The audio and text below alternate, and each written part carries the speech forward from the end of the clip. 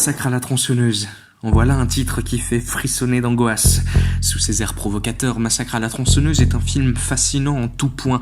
Un réel cri de rage et d'effroi qui ose mettre l'Amérique face à ses démons, à une époque où elle est particulièrement fragile, où elle n'arrive toujours pas à panser les plaies ravageuses du traumatisme post-Vietnam, à une époque où elle comprend que les apparences cachent l'horreur, à une époque où elle est plongée dans les mensonges du Watergate, à une époque où elle est à la recherche d'une vérité. C'est dans ces circonstances-là que l'on voit émerger le nouvel Hollywood, période fondamentale du cinéma américain, un cinéma jeune, libre et nouveau qui s'affranchit des systèmes de production d'un Hollywood vieillissant, un cinéma qui laisse parler une jeunesse meurtrie et héritière d'une Amérique en branle, tout autant à la recherche d'une vérité. Comme les personnages du film, on veut désormais entrer dans cette petite maison en apparence paisible pour comprendre à quel point elle est ravagée par la démence. Et il n'y a pas de genre plus pertinent que l'horreur pour mettre en image ces ravages comme parabole de notre société. On nous met face à nos peurs, on nous montre la vérité, aussi horrible, terrifiante et insoutenable soit-elle. Plus de fantaisie horrifique, plus de loups-garous, plus de vampires, plus de tueurs immortels, comme pouvait l'être Michael Myers dans l'Halloween de John Carpenter, figure emblématique d'un sous-genre de l'horreur que j'affectionne particulièrement, le slasher, qui consiste à mettre en scène un tueur psychopathe masqué qui doit éliminer toutes ses victimes méthodiquement à l'arme blanche. Alors que c'est Halloween, sorti en 1978, qui est considéré comme le père du slasher, Massacre à la tronçonneuse posait déjà toutes les bases du genre 4 ans plus tôt. Et là où Michael Myers est une figure du mal absolu, quasi immortel, Leatherface, le tueur de Massacre à la tronçonneuse, est beaucoup plus humain et réel. C'est là où réside tout le génie de Tobe Hooper, le réalisateur de long métrage, alors âgé d'une trentaine d'années. Les victimes de son film sont non seulement ces jeunes adolescents massacrés les uns après les autres, mais également les bourreaux eux-mêmes, victimes d'une Amérique qui, en premier lieu, les fait travailler dans l'abattoir de la région dans des conditions qui rendraient instable la personne la plus solide de ce monde, et qui en second lieu leur fait perdre ce seul repère qu'ils avaient. Le grand-père abattait les vaches, le père abattait les vaches, le premier frère abattait les vaches et le second frère abattait les vaches.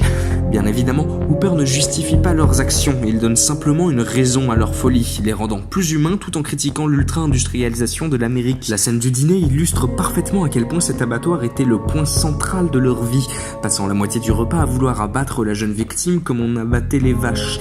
C'est d'ailleurs pendant ce dîner que Tobe Hooper détourne les valeurs conservatrices dictées par la société américaine, l'hospitalité, l'autorité parentale, le respect des aînés, tout cela sous le regard terrifié de la jeune Sally, illustré par un des plans qui m'a le plus marqué de l'histoire du cinéma.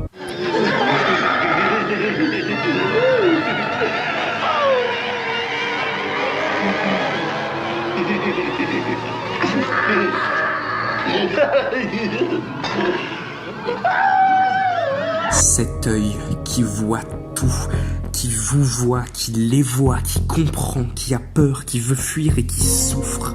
Toute l'intensité d'un film à résumer en un plan. Tobe Hooper regorge d'idées pour faire de son film un objet filmique qui met particulièrement mal à l'aise, qui trouble et qui dérange. Le réalisateur et monteur du film opère des jump cuts déstabilisants, une technique de montage qui consiste à mettre 2 plans à la suite qui ont quasiment le même cadrage mais qui suivent leur sujet à un moment différent, donnant une impression de saut dans le temps brusque. De plus, la caméra n'oublie pas d'effectuer des zooms et des zooms vomitifs, captant son sujet de façon organique.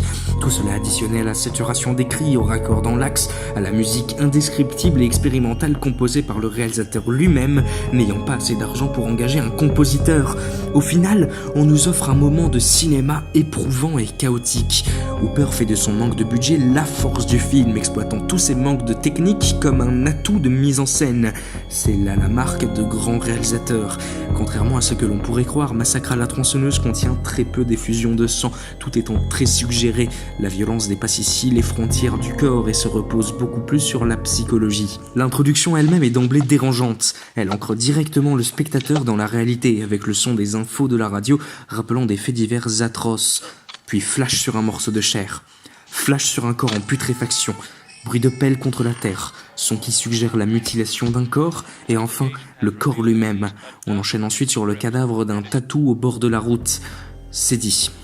La mort est partout.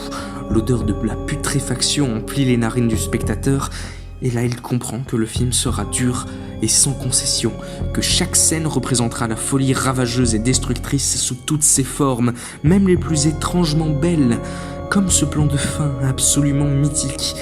La fille s'est échappée et Leatherface est au bord de la route face à un coucher de soleil et se livre à une danse où rage, fureur et souffrance se noient dans ses grognements, comme possédé. Même les vrais défauts du film contribuent quelque part à son étrangeté, notamment le jeu des acteurs, qui laisse parfois à désirer tout en accentuant de temps en temps l'humour cynique du film. Notons d'ailleurs que c'est le personnage en chaise roulante, que l'on peut supposer être la conséquence d'une blessure au Vietnam, qui a le plus de mal à s'intégrer au groupe. Oui, Massacre à la tronçonneuse fascine autant qu'il dérange, témoin de l'héritage d'une Amérique meurtrie, mais qui trouve dans son portrait même le pansement de ses plaies.